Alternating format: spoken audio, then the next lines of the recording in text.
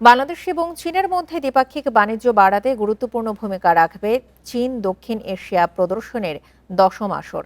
বৃহস্পতিবার চীনের কুনমিংয়ে প্রদর্শনীর 10ম আসরে বাংলাদেশ প্যাভিলিয়নের উদ্বোধন শেষে একথা বলেন বাণিজ্যমন্ত্রী খন্দকার আব্দুল মুক্তাদির। মন্ত্রী বলেন, ভৌগোলিক অবস্থান এবং অবকাঠামোগত উন্নয়নের কারণে বাংলাদেশ এখন বিনিয়োগ ও বাণিজ্যের অন্যতম গন্তব্য। মেলায় বাংলাদেশের বিভিন্ন খাতের উৎপাদক, রপ্তানিকারক ও বিপণনকারী প্রতিষ্ঠানের অংশগ্রহণ এবং নেটওয়ার্কিংয়ের মাধ্যমে চীনের বাজারে বাংলাদেশের অবস্থান আরও সুসংহত হবে বলে আশা প্রকাশ করেন তিনি।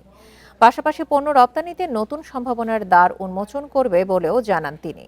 এবারের প্রদর্শনীতে থিম কান্ট্রি হিসেবে অংশ নিয়েছে বাংলাদেশ। মেলায় বাংলাদেশের রেকর্ড সংখ্যক 101টি প্রতিষ্ঠান অংশ নিচ্ছে। মেলার দ্বিতীয় দিন বাংলাদেশ ডে পালন করা হবে। মেলা চলবে 16ই জুন পর্যন্ত।